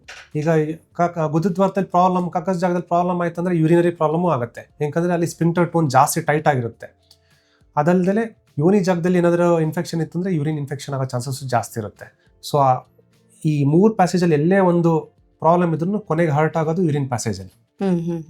ಕೆಲವ್ರು ಅನ್ಕೋತಾರೆ ನಾನು ಟ್ಯಾಬ್ಲೆಟ್ ಜಾಸ್ತಿ ತಿಂದೆ ಅದಕ್ಕೆ ನನಗೆ ಈ ಥರ ಯೂರಿನಲ್ಲಿ ಪ್ರಾಬ್ಲಮ್ ಆಗಿದೆ ಅಂತ. ಹೌದಾ, ಟ್ಯಾಬ್ಲೆಟ್ ಜಾಸ್ತಿ ತಗೊಳ್ಳೋದ್ರಿಂದ ಆ ಥರ ಪ್ರಾಬ್ಲಮ್ ಆಗುತ್ತಾ? ಯೂಶಲಿ ನೋ, ಬಟ್ ಏನು ಟ್ಯಾಬ್ಲೆಟ್ ತೊಗೊಂಡಿರ್ತಾರೆ ಅದ್ರ ಮೇಲೆ ಡಿಪೆಂಡ್ ಆಗುತ್ತೆ. ಒಂದೊಂದ್ಸಲಿ ಈ ಬೇರೆ ಥರ ಟ್ಯಾಬ್ಲೆಟ್ ತೊಗೊಂಡ್ರೆ ಯೂರಿನಲ್ಲಿ ಕಲರ್ ಚೇಂಜ್ ಆಗೋದು ಉಂಟು, ಟ್ಯಾಬ್ಲೆಟಲ್ಲಿ ಯಾವ ಕಲರ್ ಇರುತ್ತೆ ಅದ್ರ ಪ್ರಕಾರ. ಅದು ಬಿಟ್ಟರೆ ಬೇರೆ ಥರ ಯೂರಿನ್ ಪ್ರಾಬ್ಲಮ್ ಆಗೋ ಚಾನ್ಸಸ್ ವೆರಿ ರೇರ್. ಅಂದ್ರೆ ಕಲರ್ ಚೇಂಜ್ ಆಗುತ್ತೆ ಟ್ಯಾಬ್ಲೆಟ್, ಕಲರ್ ಚೇಂಜ್ ಆಗೋ ಚಾನ್ಸಸ್ ಇದೆ. ಸೊ ಟ್ಯಾಬ್ಲೆಟ್ ಇಂದ ಸೈಡ್ ಎಫೆಕ್ಟ್ಸ್ ಏನು ಆಗೋದಿಲ್ಲ ಯೂರಿನ್ ಪಾಸ್ ಮಾಡೋದಕ್ಕೆ? ಹಾಗಾದ್ರೆ ಯೂರಿನ್ ಪಾಸ್ ಮಾಡೋದಕ್ಕೆ ಏನು ಸೈಡ್ ಎಫೆಕ್ಟ್ಸ್ ಆಗಲ್ಲ, ಬಟ್ ಟ್ಯಾಬ್ಲೆಟ್ಸ್ ಅನ್ನೋದು ಕಿಡ್ನಿ ಮೇಲೆ ಎಫೆಕ್ಟ್ ಬೀಳೋಂಥ ಚಾನ್ಸಸ್ ಇರುತ್ತೆ. ಲೈಕ್ ಪೈನ್ ಕಿಲ್ಲರ್, ಎಷ್ಟೊಂದು ಜನ ಮೈಕೈ ನೋವಿಗೆ ಹೋಗ್ಬಿಟ್ಟು ಓವರ್ ದ ಕೌಂಟರ್ ಮೆಡಿಕೇಶನ್ಸ್ ಸುಮ್ಮನೆ ನೋವಿನ ಮಾತ್ರೆ ಕೊಡಿ, ಆ ಫಾರ್ಮಸಿಸ್ಟ್ ಏನು ಗೊತ್ತಿರಲ್ಲ ಅದು ಕೊಟ್ರೆ ಏನಾಗುತ್ತೆ ಅದರಿಂದ ತೊಂದರೆ, ಎಷ್ಟು ಡೋಸೇಜ್ ತಗೋಬೇಕು ಅನ್ನೋದು ಗೊತ್ತಿರೋದಿಲ್ಲ. ಜೊತೆಗೆ all tablet should be taken based on body weight, ಅಂದ್ರೆ ನಿಮ್ ಬಾಡಿ weight ಎಷ್ಟಿದೆ ಅದ್ರ ಪ್ರಕಾರ ಡೋಸೇಜ್ ಕೊಡ್ಬೇಕಾಗುತ್ತೆ. ಆಮೇಲೆ ಎಷ್ಟೊಂದು ಜನ ಇತ್ತೀಚೆಗೆ ವಯಸ್ಸಾದ್ಮೇಲೆ ಮಂಡಿ ನೋವು ಅಂದ್ಬಿಟ್ಟು ಸುಮ್ಮನೆ ಮಾತ್ರೆ ತಗೊಂತಾ ಇರ್ತಾರೆ, ನೋವಿನ ಮಾತ್ರೆ. ಅಂಥವ್ರಲ್ಲಿ ಈ NSAID ಇಂಡ್ಯೂಸ್ ನೆಫ್ರೋಪತಿ ಅಂತ ಕರಿತೀವಿ, ಅಂದ್ರೆ ಆ ನೋವಿನ ಮಾತ್ರೆಯಿಂದ ಕಿಡ್ನಿ ಹಾಳಾಗೋ ಚಾನ್ಸಸ್ ತುಂಬಾ ಜಾಸ್ತಿ ಇರುತ್ತೆ. ಇವ್ರು ಒಬ್ಬರೇ ಅಂತ ಅಲ್ಲ, ಈ ತರ ಓವರ್ ದ ಕೌಂಟರ್ ಮೆಡಿಕೇಶನ್ಸ್ ತಗೊಳ್ಳೋದು ತುಂಬಾ ರಾಂಗ್ ಅಂತ ನಾನು ಭಾವಿಸ್ತೇನೆ. ಓಕೆ, ಕೆಲವರಿಗೆ ಬ್ಯಾಕ್ ಪೇನ್ ಇರುತ್ತಲ್ವಾ ಸರ್? ಸೊ ಆ ಬ್ಯಾಕ್ ಪೇನ್ಗೂ ನಮಗೆ ನಮ್ಮ ಯೂರಿನ್ ಸಿಸ್ಟಮ್ ಅಲ್ಲಿ ಏನಾದರೂ ಪ್ರಾಬ್ಲಮ್ ಆಗಿದೆ ಅಂದಾಗ ಅದಕ್ಕೆ ಕನೆಕ್ಷನ್ಸ್ ಏನಾದರೂ ಇರುತ್ತಾ, ಹೇಗೆ ಅಂತ? ಎಸ್, ಬ್ಯಾಕ್ ಪೇನ್ಗೆ ಯೂರಿನರಿ ಸಿಸ್ಟಮ್ಗೂ ಸ್ವಲ್ಪ ಕನೆಕ್ಷನ್ ಇದೆ. ಒಂದು ಗಂಡಸಲ್ಲಿ ತಗೊಂಡ್ರೆ ಯೂಶಲಿ ಪ್ರಾಸ್ಟೇಟ್ ಕ್ಯಾನ್ಸರ್ ಅಲ್ಲಿ ಬ್ಯಾಕ್ ಪೇನ್ ಬರುತ್ತೆ. ಪ್ರಾಸ್ಟೇಟ್ ಕ್ಯಾನ್ಸರ್ ಅಲ್ಲಿ ಯೂರಿನರಿ ಸಿಂಪ್ಟಮ್ಸ್ ಇರುತ್ತೆ, ಬ್ಯಾಕ್ ಪೇನ್ ಬರುತ್ತೆ ಲೇಟರ್ ಸ್ಟೇಜಸ್ ಅಲ್ಲಿ, ಅಂದ್ರೆ ಸ್ಟೇಜ್ 4 ಅಲ್ಲಿ. ಅದೇ ಯೂರಿನರಿ ಇನ್ಫೆಕ್ಷನ್ ಇದ್ದಾಗ ಸುತ್ತಮುತ್ತ ಲಿಗಮೆಂಟ್ಸ್ ಇದೆಲ್ಲ ಇನ್ಫ್ಲೇಮ್ಡ್ ಆದಾಗ ಬ್ಯಾಕ್ ಪೇನ್ ಆಗಿರ್ಬೋದು, ಇಲ್ಲ ಲೋವರ್ ಅಬ್ಡಮಿನಲ್ ಪೇನ್ ಆಗಿರ್ಬೋದು, ಇಲ್ಲ ಪೆಲ್ವಿಕ್ ಪೇನ್ ಆಗಿರ್ಬೋದು. ಇದು ಬೋತ್ ಮೇಲ್ಸ್ ಅಂಡ್ ಫಿಮೇಲ್ಸ್, ಅಂದ್ರೆ ಗಂಡಸರಲ್ಲಿ ಹೆಂಗಸರಲ್ಲಿ ಇಬ್ಬರಲ್ಲೂ ಬರ್ತಕ್ಕಂಥ ಚಾನ್ಸಸ್ ಇರುತ್ತೆ. ಇನ್ನು ಕೆಲವರು ಅಂದ್ರೆ ಏಜ್ ಆದ್ಮೇಲೆ ಅವರಿಗೆ ಯೂರಿನ್ ಪಾಸ್ ಮಾಡೋದು ಕಂಟ್ರೋಲ್ ಅಲ್ಲಿ ಇರೋದಿಲ್ಲ, ಅದು ಯಾವ ಕಾರಣಕ್ಕೆ ಅಂತ? ಈ ಯೂರಿನ್ ಕಂಟ್ರೋಲ್ ಇರೋದಿಲ್ಲ ಅನ್ನೋದು ತುಂಬಾ ದೊಡ್ಡ ಎಂಟಿಟಿ, ಒಂದು ಸಾಗರ ಇದ್ದಂಗೆ. ಅದು ಹೇಳ್ತಾ ಕೂತ್ಕೊಂಡ್ರೆ ಒಂದಿನನೂ ಆಗಲ್ಲ. ಅದಕ್ಕೆ ಕಾರಣಗಳು ತುಂಬಾ ಹಲವಾರು ಇರ್ತವೆ. ಒಂದು, ಈಗ ಹೆಂಗಸರಲ್ಲಿ ತಗೊಂಡ್ರೆ ನಾನು ಹೇಳ್ದಂಗೆ ಆವಾಗಲೇ ಸ್ಟ್ರೆಸ್ ಇನ್ಕಾಂಟಿನೆನ್ಸ್ ಆಗಿರ್ಬೋದು, ಇಲ್ಲಾಂದ್ರೆ ಅರ್ಜೆಂಟ್ ಯೂರಿನರಿ ಇನ್ಕಾಂಟಿನೆನ್ಸ್. ಒಬ್ಬೊಬ್ಬರಿಗೆ ಅರ್ಜೆನ್ಸಿ ಆಗುತ್ತೆ, ಇನ್ನೇನು ಬಾತ್ರೂಮ್ಗೆ ಹೋಗೋ ಅಷ್ಟರಲ್ಲಿ ಹೋಗ್ತಾ ದಾರಿಲೇ ಆಗೋಗುತ್ತೆ. ಸೊ ಅದನ್ನ ಅರ್ಜ್ ಯೂರಿನರಿ ಇನ್ಕಾಂಟಿನೆನ್ಸ್ ಅಂತ ಕರಿತೀವಿ. ಅದಕ್ಕೆ ಬೇರೆ ಟ್ರೀಟ್ಮೆಂಟ್, ಈ ಸ್ಟ್ರೆಸ್ ಯೂರಿನರಿ ಇನ್ಕಾಂಟಿನೆನ್ಸ್ಗೆ ಬೇರೆ ಟ್ರೀಟ್ಮೆಂಟ್. ಆಮೇಲೆ ಕಾರಣಗಳು ಹಲ್ವಾರು ಇದಕ್ಕೆ, ಅದೇ ಕಾರಣಗಳೆಲ್ಲ ಹುಡುಕ್ಬಿಟ್ಟು ಇದನ್ನ ಅದ್ರ ಪ್ರಕಾರ ಟ್ರೀಟ್ಮೆಂಟ್ ಮಾಡಬೇಕಾಗತ್ತೆ. ನೆಕ್ಸ್ಟ್, ಗಂಡಸರಲ್ಲಿ ತಗೊಂಡಾಗ ಪ್ರಾಸ್ಟೇಟ್ ಪ್ರಾಬ್ಲಮ್ ಆಗಿರ್ಬೋದು, ಯುರೆಥ್ರಲ್ ಸ್ಟ್ರಿಕ್ಚರ್ ಆಗಿರ್ಬೋದು. ಅಂದರೆ ಯುರೆಥ್ರಲ್ ಸ್ಟ್ರಿಕ್ಚರ್ ಅಂದರೆ ಯೂರಿನ್ ಪ್ಯಾಸೇಜು ಕಿರಿದಾಗಿರುತ್ತೆ ಅಂಥದ್ದು. ಇದೆಲ್ಲ ಪ್ರಾಬ್ಲಮ್ ಆಗಿರೋ ಚಾನ್ಸಸ್ ಇರುತ್ತೆ. ಆಮೇಲೆ ಬ್ಲಾಡರಲ್ಲಿ ಇನ್ಫೆಕ್ಷನ್ ಆಗಿರ್ಬೋದು, ಬ್ಲಾಡರಲ್ಲಿ ಸ್ಟೋನ್ ಆಗಿರ್ಬೋದು, 2 ಸೆಕ್ಸಲ್ಲೂ ಇರುತ್ತೆ ಇದು. ಬ್ಲಾಡರಲ್ಲಿ ಇನ್ಫೆಕ್ಷನ್ ಆಗಿರ್ಬೋದು, ಸ್ಟೋಮನ್ನು ಆಗಿರ್ಬೋದು, ಬ್ಲಾಡರಲ್ಲಿ ಟ್ಯೂಮರ್ ಆಗಿರ್ಬೋದು, ಇದೆಲ್ಲನೂ ಯೂರಿನರಿ ಸಿಂಪ್ಟಮ್ಸ್ ಕಾಸ್ ಮಾಡೋ ಅಂಥ ಕಾರಣಗಳಾಗಿದ್ದಾವೆ. ಓಕೆ, ಯಾಕಂದ್ರೆ ಯೂಶಲಿ ವಯಸ್ಸಾದ್ಮೇಲೆ ಅವರಿಗೆ ಯೂರಿನ್ ಮೇಲೆ ಕಂಟ್ರೋಲ್ ಇರೋದಿಲ್ಲ. ವಯಸ್ಸಾದವರಲ್ಲಿ ಅಂದ್ರೆ ಒಂದು 70-80 ಏಜ್ ಅಲ್ಲಿ ನೋಡೋದಾದ್ರೆ ಕಾಮನ್ ಆಗಿ ಇರುತ್ತೆ.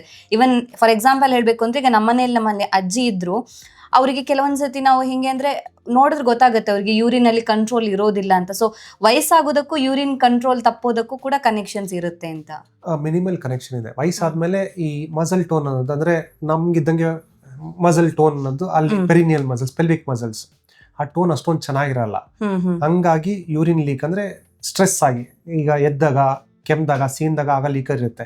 ಅದಲ್ದಲ್ಲ ಅವಾಗಲೇ ಮಾತಾಡ್ದಂಗೆ ಅರ್ಜ್, ಬ್ಲಾಡರ್ಲಿ ಡೆಟ್ರೋಸರ್, ಅಂದ್ರೆ ನಮ್ಮ ಬ್ಲಾಡರ್ಲಿ ಮಸಲ್ ಇರುತ್ತೆ, ಅದು ಟಕ್ ಟಕ್ ಅಂತ ಪಂಪ್ ಮಾಡಿದಾಗ ಡೆಟ್ರೋಸರ್ ಓವರ್ ಆಕ್ಟಿವಿಟಿ ಅಂತ ಕರಿತೀವಿ. ಈ ತರ ಇದ್ದಾಗ ಅರ್ಜೆಂಟ್ ಆಗುತ್ತೆ ಅವ್ರಿಗೆ, ಇನ್ನೇನು ಹೋಗೋಷ್ಟಲ್ಲಿ ಲೀಕ್ ಆಗೋಗುತ್ತೆ. ಇದೊಂದಾಗಿರ್ಬೋದು. ಬಟ್ ಇದಕ್ಕೆ ಕಾರಣಗಳು ಬೇರೆ ಬೇರೆ ಇರ್ತವೆ. ಒಂದು ಇನ್ಫೆಕ್ಷನ್ ಆಗಿರ್ಬೋದು, ಇಲ್ಲ ಬ್ಲಾಡಲ್ ಸ್ಟೋನ್ ಆಗಿರ್ಬೋದು, ಬ್ಲಾಡಲ್ ಟ್ಯೂಮರ್ ಆಗಿರ್ಬೋದು. ಬಟ್ ಎಲ್ಲರೂ ವಯಸ್ಸಾದವ್ರಿಗೆ ಯೂರಿನರಿ ಇನ್ಕಾಂಟಿನೆನ್ಸ್ ಇರೋದು ಕಾಮನ್ ಅನ್ನೋದು ರಾಂಗ್. ಓಕೆ ಅದಕ್ಕೆ ಏನೋ ಅವರ problem ಬಾಡಿ ಇರುತ್ತೆ. ಕಂಡೀಷನ್ ಮೇಲೆ ಡಿಪೆಂಡ್ ಆಗಿರುತ್ತೆ. ಅದಕ್ಕೆ ಏನೋ ಪ್ರಾಬ್ಲಮ್ ಇರುತ್ತೆ. ಹಾ ಹಾ ಆ ಪ್ರಾಬ್ಲಮ್ ಏನಂತ ಕಂಡುಹಿಡಿದು ಟ್ರೀಟ್ಮೆಂಟ್ ಕೊಡ್ಬೇಕು. Okay. ಯೂರಿನರಿ ಇನ್ಕಾಂಟಿನೆನ್ಸ್ ಅನ್ನೋದು ನಾರ್ಮಲ್ ಅಲ್ಲ. ಯಾಕಂದ್ರೆ ಅದನ್ನ ಪ್ರಾಬ್ಲಮ್ ಏನೋ ಇದೆ ಅದನ್ನ ಕಂಡುಹಿಡಿದು ಟ್ರೀಟ್ಮೆಂಟ್ ಕೊಡುವಂಥದ್ದು ಇಂಪಾರ್ಟೆಂಟ್.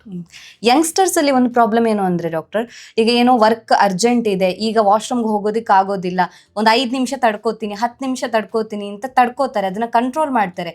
ಈ ತರ ಯೂರಿನ್ ನ ಕಂಟ್ರೋಲ್ ಮಾಡಿದ್ರೆ ಪ್ರಾಬ್ಲಮ್ ಆಗುತ್ತಾ ಅಂತ? 100%. ಬ್ಲ್ಯಾಡ್ರು ಎಷ್ಟೊಂದ್ಸರಿ ನೋಡಿರ್ತಾರೆ, ಎಲ್ಲೋ ಹಾಕಿರ್ತಾರೆ, ಎಲ್ಲೋ ಪೋಸ್ಟಲ್ಲಿ. ನೀವು ಬ್ಲ್ಯಾಡ್ರ್ ಹೇಳ್ದಂಗೆ ಕೇಳಿದ್ರೆ ಅದು ಸ್ಮೈಲಿ ಫೇಸ್ ಹಾಕಿರ್ತಾರೆ, ಇಲ್ಲ ಅಂದರೆ ಅದು ಇದ್ರ ಸ್ಯಾಡ್ ಫೇಸ್ ಹಾಕಿರ್ತಾರೆ. ಎಸ್.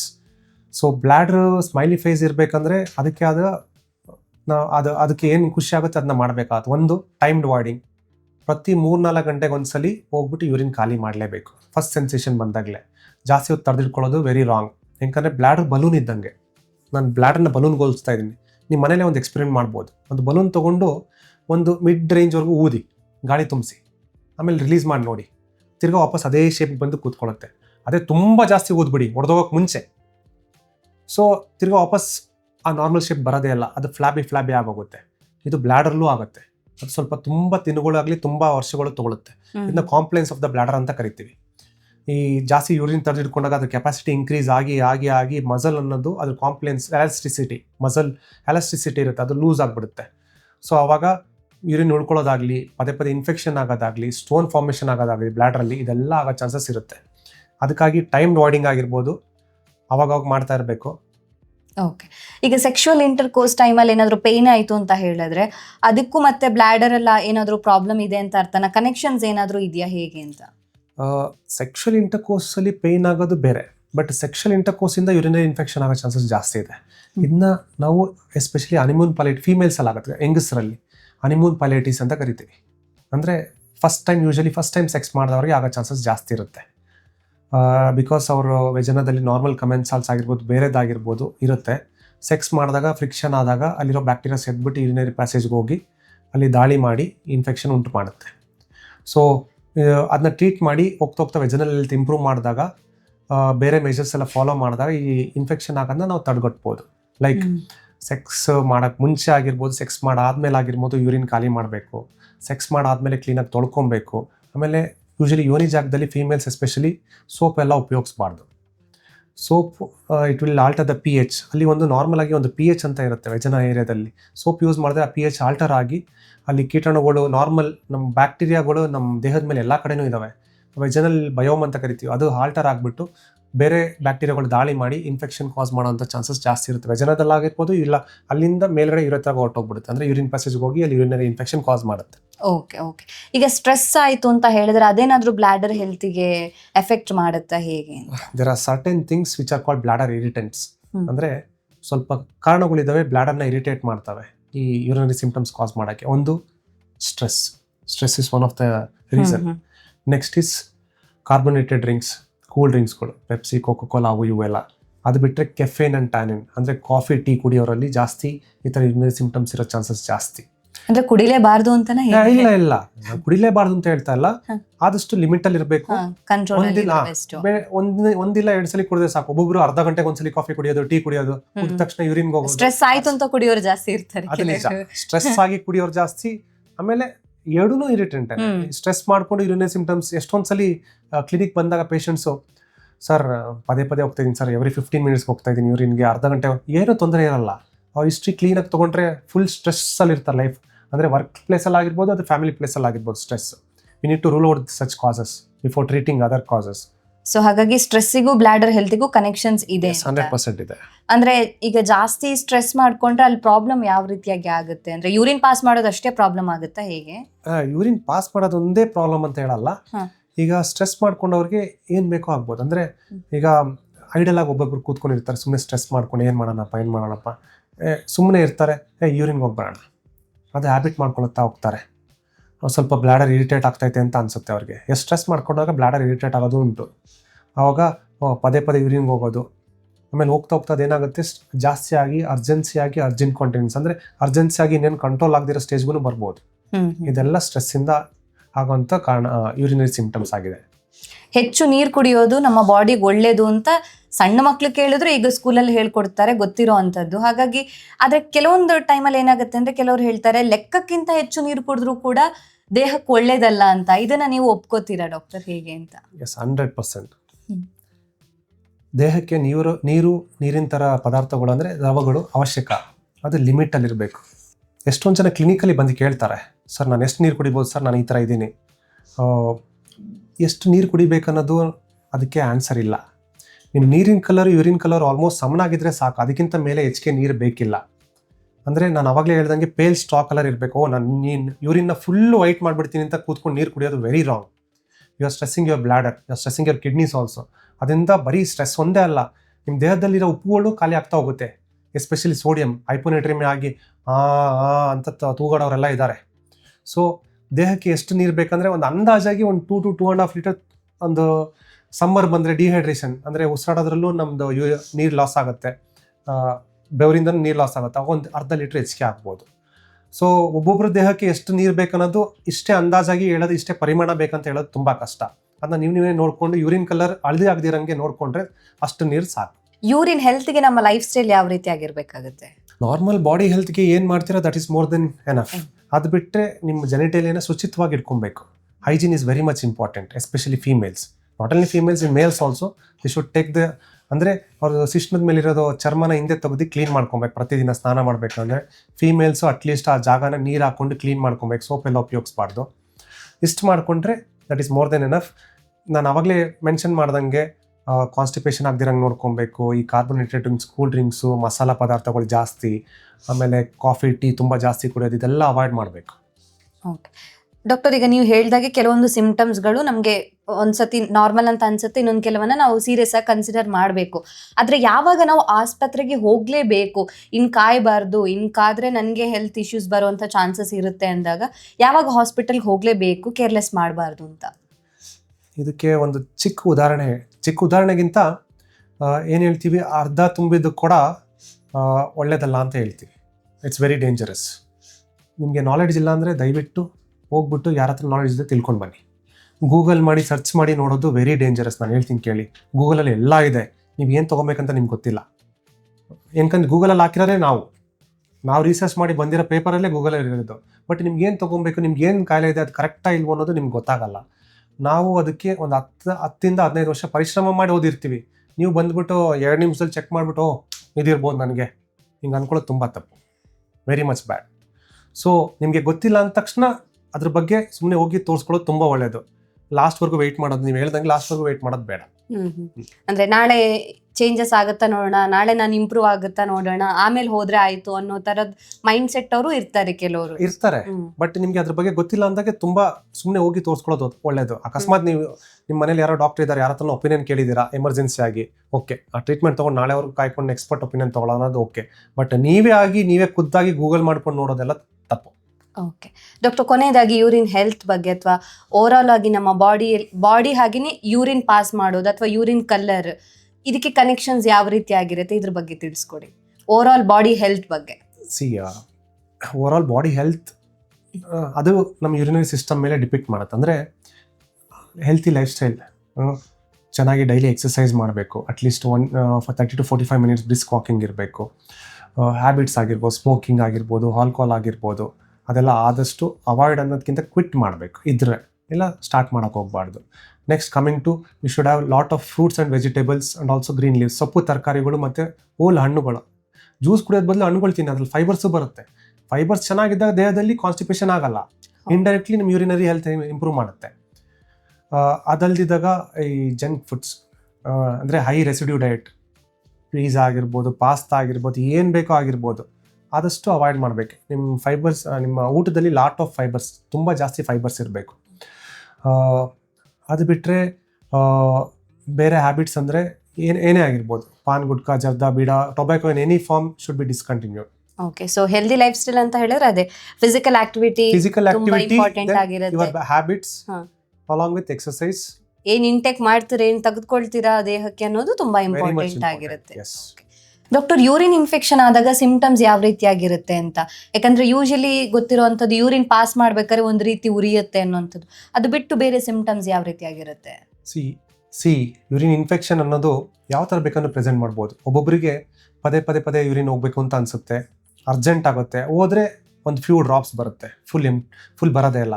ಅದು ಬಿಟ್ಟರೆ ಇನ್ನೂ ಸ್ವಲ್ಪ ಸಿವಿಯರ್ ಆದಾಗ ಚಳಿ ಜ್ವರ ಬರುತ್ತೆ, ಚಳಿ ಜ್ವರ ತುಂಬ ನಡುಕ್ತಾ ಇರ್ತಾರೆ. ಅದಲ್ಲದೆ ಇನ್ನೂ ಸಿವಿಯರ್ ಆದರೆ ಯೂರಿನಲ್ಲಿ ರಕ್ತ ಬರೋಕ್ಕೆ ಸ್ಟಾರ್ಟ್ ಆಗುತ್ತೆ. ಇದು ಏನು ಬೇಕೋ ಸಿಂಪ್ಟಮ್ಸ್ ಆಗಿರ್ಬೋದು, ಫ್ರೀಕ್ವೆನ್ಸಿಯಿಂದ ಹಿಡಿದು ಅರ್ಜೆನ್ಸಿಯಿಂದ ಹಿಡಿದು ಫೀವರ್ ವಿತ್ ಚಿಲ್ಸಿಂದ ಹಿಡಿದು ನೆಕ್ಸ್ಟು ಬ್ಲಡ್ ಎಲ್ಲ ಯೂರಿನಲ್ಲಿ ಬ್ಲಡ್ ಬರೋಂಥ symptoms depending on the severity ಆಗ್ಬೋದು.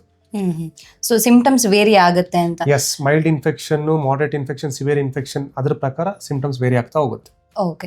ಇನ್ ಕೆಲವ್ರಿಗೆ ಏನಾಗುತ್ತೆ ಅಂದ್ರೆ ಟ್ರೀಟ್ಮೆಂಟ್ ತಗೊಂಡ್ಮೇಲೆ ಮತ್ತೆ ಬರ್ತಾ ಇರುತ್ತೆ ಪದೇ, ಸ್ಪೆಷಲಿ ಮಹಿಳೆಯರಿಗೆ ಈ ಪ್ರಾಬ್ಲಮ್ ಜಾಸ್ತಿ ಇರುತ್ತೆ, ಯಾಕೆ ಅಂತ?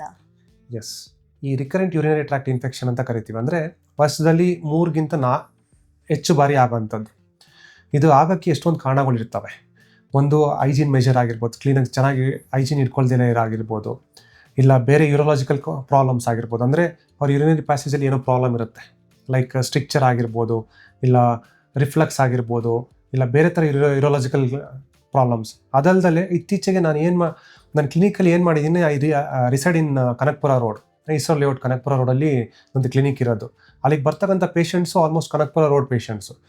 ಅವರಲ್ಲಿ ಮುಂಚೆ ಏನು ಮಾಡ್ತಾಯಿದೆ, ಆ್ಯಂಟಿಬಯೋಟಿಕ್ ಕೊಟ್ಟಮೇಲೆ ಯೂಶಲಿ ಟ್ರೀಟ್ಮೆಂಟ್ ಸರಿ ಆದಮೇಲೆ ಯೂರಿನರಿ ಇನ್ಫೆಕ್ಷನ್ ಕಡಿಮೆ ಆಗಿಬಿಡ್ಬೇಕು.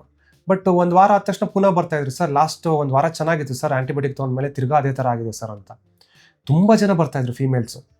ನಾನು ಇವ್ರ ಹಿಸ್ಟ್ರಿ ಕ್ಲೀನಾಗಿ ತೊಗೊಂಡಾಗ ನನಗೊಂದು ಏನು ಅನಿಸಿದಂದರೆ, ಇವರೆಲ್ಲ high rise apartment like Shobha ಆಗಿರ್ಬೋದು, 10-15 ಫ್ಲೋರ್ ಅಪಾರ್ಟ್ಮೆಂಟಲ್ಲಿ ಎಲ್ಲಿ STP ವಾಟರ್ ಅಂದರೆ ಸಿವೇಜ್ ಟ್ರೀಟ್ಮೆಂಟ್ ಪ್ಲಾಂಟ್ ಯೂಸ್ ಮಾಡಿರೋ ವಾಟರ್ ಫ್ಲಶ್ಗೆ ಬಿಡ್ತಾರೆ ಅಲ್ಲಿ. ದಟ್ ಈಸ್ ಅ ನಾಮ್ ಇನ್ ಬ್ಯಾಂಗ್ಳೂರ್, ಅದು ಯೂಸ್ ಮಾಡಲೇಬೇಕಂತ. ಸೊ ಇವ್ರದ್ದೆಲ್ಲ ಕಾಮನ್ ಹಿಸ್ಟ್ರಿಲಿ ಬಂದಿದ್ದೇನೆಂದರೆ, ಇವ್ರು ಫ್ಲಶಲ್ಲಿ STP ವಾಟರ್ ಯೂಸ್ ಮಾಡ್ತಾರೆ. ಆ STP ವಾಟರ್ ಯೂಸ್ ಮಾಡಬೇಕಂದ್ರೆ ಅದರಲ್ಲಿ ಮಿಕ್ಕಿದೆಲ್ಲ ಟ್ರೀಟ್ ಮಾಡಿರ್ಬೋದು, ಬಟ್ ಕೀಟಾಣುಗಳು, ಜರ್ಮ್ಸ್ ಹಾಗೆ ಉಳಿದಿರ್ತವೆ. ಏನೇ ಟ್ರೀಟ್ ಮಾಡಿದ್ರೆ ಜರ್ಮ್ಸ್ ಉಳಿದಿರ್ತವೆ. ಅದರಿಂದ ಏನಕ್ಕಂದರೆ ಅವ್ರು ಕೂತ್ಕೊಳ್ಳೋದೇ ವೆಸ್ಟರ್ನ್ ಕಮೋಡ್ ಮೇಲೆ. ಪದೇ ಯೂರಿನ್ ಇನ್ಫೆಕ್ಷನ್ ಇಲ್ಲ ಸ್ಪ್ಲಾಶ್ ಆಗಿ ಮೈಕ್ರೋ ಡ್ರಾಪ್ಲೆಟ್ಸ್ ಆಗಿ ಅವ್ರಿಗೆ ಆ ಏರಿಯಾಗೆ ಟಚ್ ಆಗಿ ಬರ್ತಕ್ಕಂಥ ಚಾನ್ಸಸ್ ಜಾಸ್ತಿ ಇರ್ತಾಯಿತ್ತು. ಅವ್ರಿಗೆ ನಾನು ಸ್ವಲ್ಪ ಹೈಜೀನ್ ಮೆಜರ್ಸ್ ಆಗಿರ್ಬೋದು, ಇಲ್ಲ lifestyle changes using the commode ಹೇಳ್ಕೊಟ್ಟೆ. ಅದಾದಮೇಲೆ ಯೂರಿನ್ ಇನ್ಫೆಕ್ಷನ್ ಬರೋದೇ ನಿಂತೋಗ್ಬಿಟ್ಟಿದೆ. ಎಲ್ಲರೂ ಬಂದು ನನಗೆ ಮೆಸೇಜ್ ಆಗ್ತಾರಿಲ್ಲ, ಬಂದು ಹೇಳೋಗಿದ್ದಾರೆ. ಏನಂದರೆ, ಏನು ಮಾಡ್ಬೋದಪ್ಪ ಅಂದರೆ, ವೆಸ್ಟರ್ನ್ ಕಮೋಡ್ ಕೂತ್ಕೊಳ್ಳೋಕೆ ಮುಂಚೆ ಅಕಸ್ಮಾತ್ ನೀವು STP ವಾಟರ್ ಯೂಸ್ ಮಾಡ್ತಾಯಿದ್ರೆ ಒಂದು ಒಳ್ಳೆ ಬಕೆಟ್ ನೀರು ತೊಗೊಂಡು ಕಮೋಡ್ಗೆ ಹಾಕ್ಬಿಟ್ಟು ಟಾಯ್ಲೆಟ್ ಸೀಟ್ ಕವರ್ ಒರೆಸಿ ಅದಾದಮೇಲೆ ಕೂತ್ಕೊಬೇಕು. ನೀವು ನಿಮ್ಮದು ಮೋಷನ್ ಎಲ್ಲ ಮುಗಿಸಿದ್ಮೇಲೆ ಅದ್ರ ಮೇಲೆ ಕೂತ್ಕೊಂಡು ಫ್ಲಶ್ ಮಾಡಬಾರ್ದು. ಎದ್ದುಬಿಟ್ಟು ಟಾಯ್ಲೆಟ್ ಸೀಟ್ ಕವರ್ ಕ್ಲೋಸ್ ಮಾಡಿ ಆಮೇಲೆ ಫ್ಲಶ್ ಮಾಡಬೇಕು. ಯಾಕಂದರೆ ಅದು ಮೈಕ್ರೋ ಡ್ರಾಪ್ಲೆಟ್ಸ್ ಅಂದರೆ ಗಾಳಿಲೇ ಅದು ತೇಲ್ತಾ ಇರುತ್ತೆ.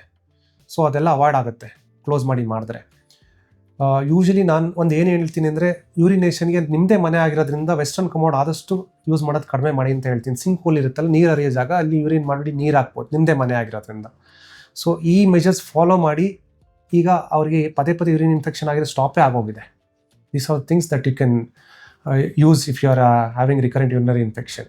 ಡಾಕ್ಟರ್, ಕೊನೆಯದಾಗಿ ಏನಾದರೂ ಹೇಳಕ್ಕೆ ಇಷ್ಟಪಡ್ತೀರಾ ಆಡಿಯನ್ಸಿಗೆ? ನಾನು ಆಡಿಯನ್ಸ್ಗೆ ಏನು ಹೇಳೋಕ್ಕೆ ಇಷ್ಟಪಡ್ತೀನಿ ಅಂದರೆ, ನಿಮಗೆ ಗೊತ್ತಿಲ್ಲ ಅಂದರೆ ಅದ್ರ ಬಗ್ಗೆ ಎಕ್ಸ್ಪರ್ಟ್ ಒಪಿನಿಯನ್ ತೊಗೊಳ್ಳೋದು ತುಂಬ ಒಳ್ಳೆಯದು. ಸುಮ್ಮನೆ ಏನೋ ಒಂದು ಮಾಡಿಕೊಂಡು ಲಾಸ್ಟಲ್ಲಿ ಏನೇನೋ ಕಾಂಪ್ಲಿಕೇಟ್ ಮಾಡ್ಕೊಂಡು ಬರೋದ್ರಿಂದ ಡಾಕ್ಟ್ರು ಟ್ರೀಟ್ಮೆಂಟ್ ಮಾಡ್ಬೋದು, ಮಾಡೋಕ್ಕಾಗಲ್ಲ ಅಂತಲ್ಲ, ತುಂಬ ತಲೆ ಕೆಡಿಸ್ಕೊಬೇಕಾಗತ್ತೆ. ಆ ಸ್ಟೇಜಲ್ಲಿ ಟ್ರೀಟ್ಮೆಂಟ್ ಮಾಡೋದು ತುಂಬ ಕಷ್ಟ ಆಗ್ಬೋದು. ಆಮೇಲೆ ನೀವು ಬಂದುಬಿಟ್ಟು ಡಾಕ್ಟರ್ ಹತ್ರ ಹೋದೆ ಸರಿಗೆ ಮಾಡಲಿಲ್ಲಪ್ಪ ಅಂತ ಬೈಕೊಳ್ಳೋದು ಉಂಟು. ಅದಾಗಬಾರ್ದಂದ್ರೆ ಚಿಕ್ಕದಾಗಿದ್ದಾಗಲೇ ಬಂದು ತೋರಿಸ್ಕೊಂಡ್ರೆ ತುಂಬ ಒಳ್ಳೆಯದು. ಆ್ಯಂಡ್ ನಿಮ್ಗೆ ಬಂದಿರೋ ನಾಲೆಡ್ಜ್ ಡಾಕ್ಟರ್ಸ್ ಹತ್ರ ಹೋದಾಗ ನಿಮಗೆ ಬೇರೆಯವ್ರಿಗೆ ಇಂಪಾರ್ಟ್ ಮಾಡಬೇಕಂದ್ರೆ ಬೇರೆಯವ್ರಿಗೂ ತಿಳಿಸ್ಕೊಡ್ಬೇಕು, ಅಷ್ಟಲ್ಲೇ ನಿಲ್ಬಾರ್ದು. ಆಮೇಲೆ ನವಡೇಸ್ ಇಂಡಿಯಾದಲ್ಲಿ ಎಕ್ಸ್ಪರ್ಟ್ ಕೇರ್ ಅನ್ನೋದು ಡೋರ್ ಸ್ಟೆಪ್ಪಲ್ಲೇ ಸಿಗ್ತಾ ಇದೆ. ಅಂದರೆ ಈಗ ಯೂರಿನರಿ ಪ್ರಾಬ್ಲಮ್ಸ್ ಬಂದರೆ ಯೂರಾಲಜಿಸ್ಟ್ ಹತ್ರನೇ ಹೋಗಬೇಕು. ಸುಮ್ಮನೆ ಬೇರೆಯವ್ರ ಹತ್ರ ಹೋಗಿ ಸುಮ್ಮನೆ ಟೈಮ್ ವೇಸ್ಟ್ ಮಾಡ್ಕೊಂಡು ಆಮೇಲೆ ನಾಳೆ ಹೋಗ್ತೀನಿ ನಾಡ್ದು ಹೋಗ್ತೀನಿ ಅನ್ನೋದು ತಪ್ಪು. When you have expert opinion at your doorstep or in your neighbourhood, please go and get it. ಅಂದರೆ ಹೋಗಿ ತೊಗೊಳ್ಳಿ ಅನ್ನೋದು ನಾನು ಹೇಳಕ್ಕೆ ಇಷ್ಟಪಡ್ತೇನೆ. ಸೊ ಸೆಲ್ಫ್ ಡಾಕ್ಟರ್ ಆಗಬಾರ್ದು ಯಾವತ್ತು ಅಂತ ಹೇಳ್ಬಿಟ್ಟು. ಸೆಲ್ಫ್ ಡಾಕ್ಟರ್ ಒಂದೇ ಅಲ್ಲ, ಗೂಗಲ್ ಡಾಕ್ಟರ್ನೂ ಆಗಬಾರ್ದು. ಹೌದು. ಸೊ ಹೆಲ್ತ್ ಅಂತ ಬಂದಾಗ ತುಂಬಾ ಕೇರ್ಫುಲ್ ಆಗಿರೋಂಥದ್ದು ಇಂಪಾರ್ಟೆಂಟ್ ಆಗಿರುತ್ತೆ. ನೀವು ಇಲ್ಲಿ ಇಷ್ಟೆಲ್ಲ ದುಡಿಯೋದು ಯಾಕೋಸ್ಕರ? ಹೌದು. ನೀವು ಚೆನ್ನಾಗಿಲ್ಲ, ನಿಮ್ಮ ಹೆಲ್ತ್ ಚೆನ್ನಾಗಿಲ್ಲ ಅಂದರೆ ದುಡ್ದ್ಬಿಟ್ಟು ಏನು ಮಾಡ್ತೀರಾ? ಅರ್ಥ ಮಾಡ್ಕೊಳ್ಳಿ. ಹೌದು. Thank you so much doctor. ನಮ್ಮ ಇವತ್ತಿನ ಕಾರ್ಯಕ್ರಮದಲ್ಲಿ ಯೂರಿನ್ ಹೆಲ್ತ್ ಯಾವ ರೀತಿಯಾಗಿ ನೋಡ್ಕೋಬೇಕಾಗತ್ತೆ, ಸೊ ನೀವು ಹೇಳ್ದಂಗೆ ಸೆಲ್ಫ್ ಡಾಕ್ಟರ್ ಆಗಬಾರ್ದು, ಗೂಗಲ್ ಡಾಕ್ಟರ್ ಆಗಬಾರ್ದು ಅಂತ. ಯಾಕಂದರೆ ನಮ್ಮ ಹೆಲ್ತ್ ಅನ್ನೋಂಥದ್ದು ಎಲ್ಲದಕ್ಕಿಂತ ತುಂಬ ಇಂಪಾರ್ಟೆಂಟ್. ನಾವು ಚೆನ್ನಾಗಿದ್ರಷ್ಟೇ ಲೈಫಲ್ಲಿ ಏನಾದರೂ ಸಾಧಿಸೋದಕ್ಕೆ ಸಾಧ್ಯ ಆಗುತ್ತೆ. ಸೊ ಆ ಹೆಲ್ತನ್ನು ತುಂಬ ಚೆನ್ನಾಗಿ ನೋಡ್ಕೋಬೇಕು ಅಂತ ತಿಳಿಸ್ಕೊಟ್ಟಿದ್ದೀರಾ. Thank you so much. Thank you. ನಮ್ಮ ಇವತ್ತಿನ ಕಾರ್ಯಕ್ರಮದಲ್ಲಿ ಯೂರಿನ್ ಹೆಲ್ತ್ ಬಗ್ಗೆ ಡಾಕ್ಟರ್ ಹೆಚ್ಚಿನ ಮಾಹಿತಿಯನ್ನು ನಮಗೆ ತಿಳಿಸ್ಕೊಟ್ಟಿದ್ದಾರೆ. ಆರೋಗ್ಯಕ್ಕೆ ಸಂಬಂಧಿಸಿದಂತ ಹೆಚ್ಚಿನ ವಿಡಿಯೋಗಳನ್ನು ನಮ್ಮ ವಿಜಯ ಕರ್ನಾಟಕ ಹೆಲ್ತ್ ಪೇಜ್ನಲ್ಲಿ ನೀವು ನೋಡಬಹುದು.